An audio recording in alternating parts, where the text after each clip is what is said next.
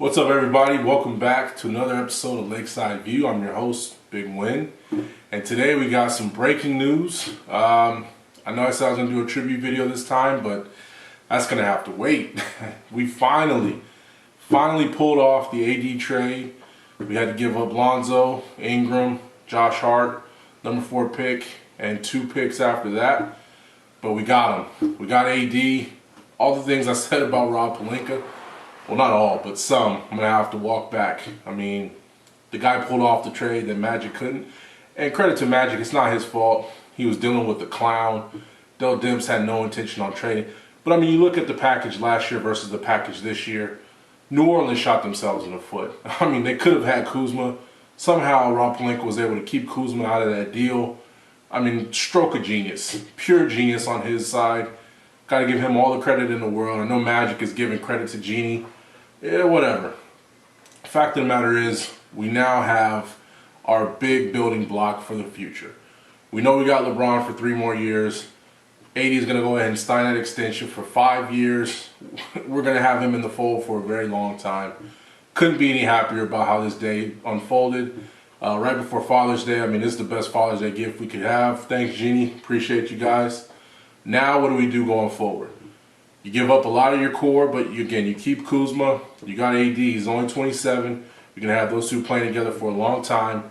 Who's going to be the perfect complement to those 2 players? Has to be Kemba Walker. I understand you want to fill out your roster and you want to get some bench guys, some depth. I get that. I'm sure there'll be some guys that are willing to sign for less than what they're expected to sign for. Got to go out and get Kemba Walker. Now, I know he said that he's willing to re-sign with New Orleans with Charlotte. New Orleans and Charlotte for less, but that doesn't matter. You go to Kemba Walker and say, look, we're going to pair you with LeBron, Anthony Davis, Kyle Kuzma for the next minimum 4 years. Minimum. He'd be a fool not to take that. He'd be a fool. So, I mean, you got to go after Kemba. If for whatever reason Kemba falls through, Jimmy Butler. Maybe you bring Rondo back. But Jimmy Butler would be the next best thing, I believe. If you can't get Jimmy Butler, you're going to start looking at some guys that are going to be some bargain guys, and maybe you could fill out your roster that way, depending on how we set up this deal. If we sign AD when free agency first starts, we're going to have less cap space. But if we wait till the 30th or 28th of July, where that number 4 pick, the salary becomes part of our team, and then we trade it, then we get up, I think it's about $30 million that we could play with. The only problem with that is that we're waiting for too long to go out and sign other players, other big name players, because those guys are probably going to be swooped up pretty quick in free agency. So we got a few more decisions that we have to make. Is it worth going after Kemba Walker or Jimmy Butler now? See what we can do with those guys if we can get them in the fold. Of course, you're still going to try to call Kawhi, KD, see if those guys want to take an offer. But if those don't fall, those don't come through, maybe you're looking at a guy like Seth Curry. You're looking at bringing Reggie Bullock back. I mean, the possibilities are endless at this moment. Having Anthony Davis on the team is just, I can't explain how excited I am for this season to start. Unfortunate situation for the Warriors. Clay tore his ACL. He'll be out for at least 6 to 8 months. Start of the season, come back maybe February, March, maybe early April. Who knows what Kevin Durant's going to do. The West is wide open. You look at the Houston Rockets, I mean, Daryl Morey, everybody came out and said literally everybody is available for trade. Now, nobody wants Chris Paul. Nobody wants any of those other pieces. Maybe P.J. Tucker. But again, Houston is on the decline. Denver, I don't think they're ready. They got a lot of young pieces that they're trying to put together. They got beat by a decent Portland team. But the point I'm trying to make is that with this trade, this definitely puts us, I believe, at the top of the Western Conference. You're going to have 2 MVP caliber players. Hopefully we're going to have a 3rd All-Star caliber player.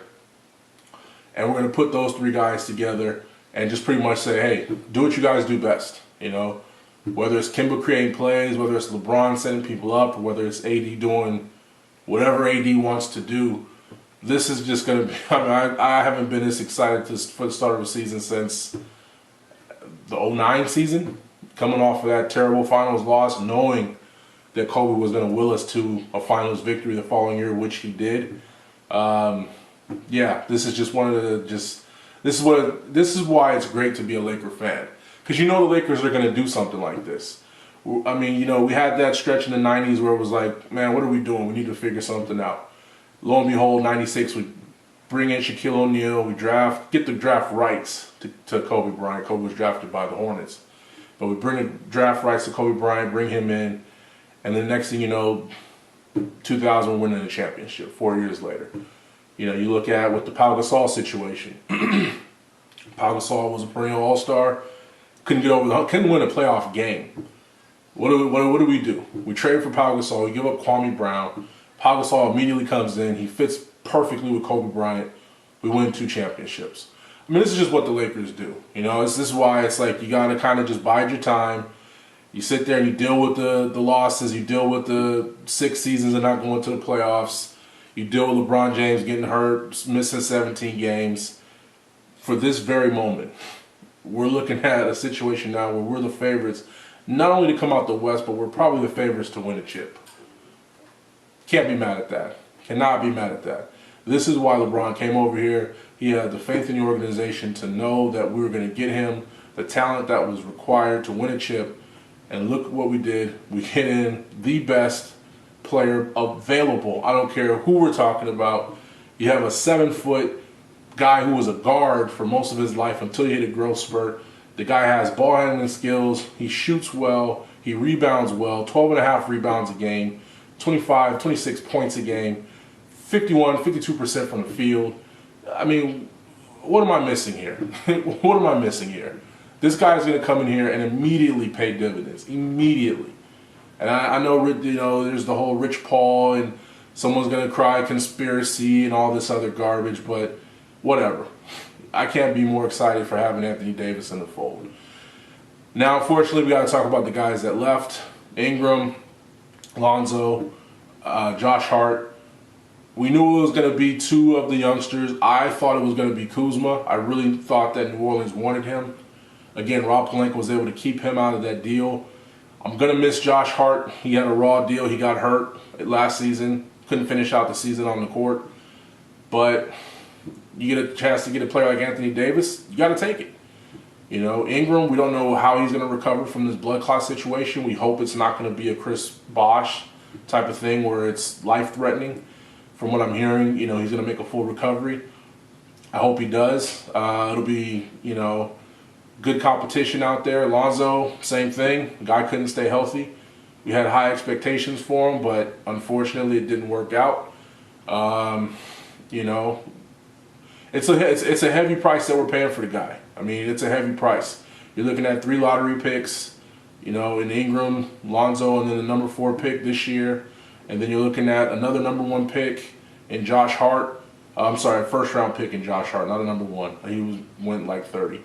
But another first round pick in Josh Hart, and then you got 2 more number 1 picks. I mean, it's a lot. It is a lot. Fortunately, the way the NBA works out, we can't give up first round picks in successive years.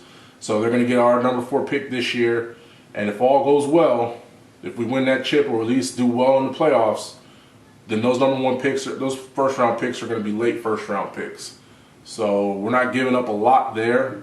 If New Orleans can draft well late, hey, good for them. But again, this is all about what the Lakers did today, what we're going to be doing going forward, and how we're going to manage this team, how we're going to fill out this roster.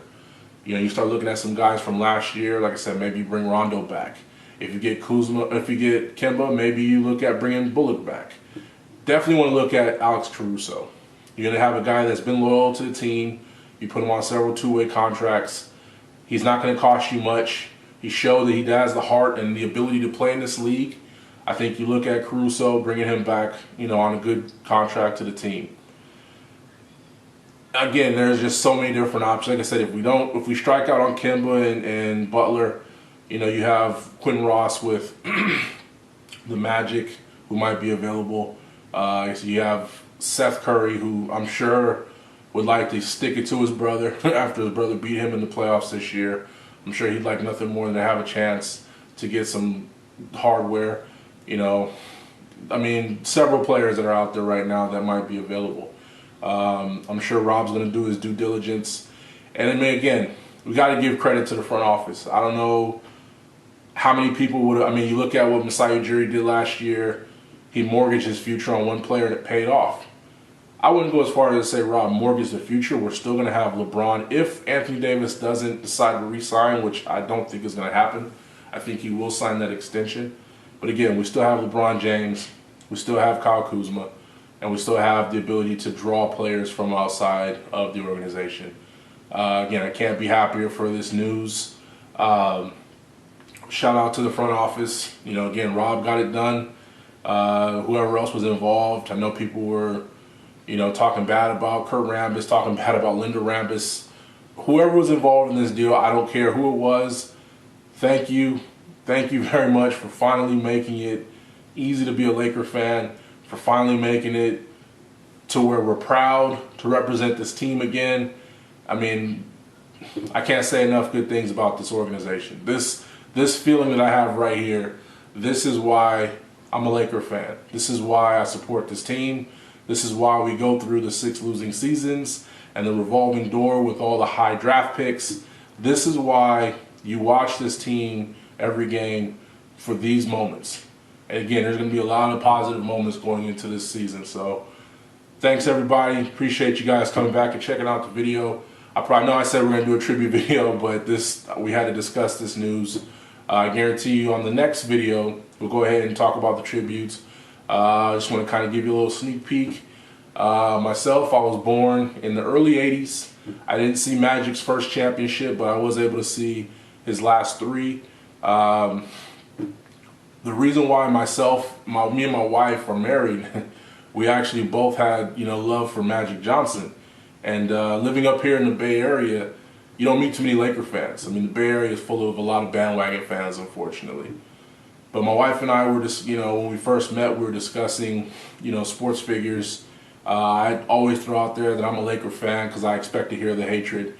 And her rebuttal was, so is she. And I just was blown away. I said, wow, this is amazing. You don't meet too many Laker fans up here. And we got to talking, and we both found out that we loved Magic Johnson, and, you know, the rest was history. So, again, Lakers are bringing nothing but joy to my life. If it wasn't for the fact that I was a Laker fan, I wouldn't be married to my beautiful wife. So, again, I love this franchise. I love this organization. And like I said, next episode we'll get to talking more about why I continue to, you know, support this team. You know, why I continue to, every chance I get, take that 380-mile drive to LA to watch a game. This is what it's all about. So, again, thanks everybody for coming back. Go ahead and hit that subscribe button. Go ahead and hit that notification bell so that way when we drop new videos, you guys can see it. Hit me up with any comments you guys have. I love to go back and forth with people, especially, you know, my friends, these Warrior fans. Again, I know it's crushing to see, you know, 2 of the better players go out with devastating injuries on back-to-back games, but, you know, you got to move on. You know, we had to deal with it in 2004 when Karl Malone went out and when Gary Payton went down. We were starting Slava Medvedenko.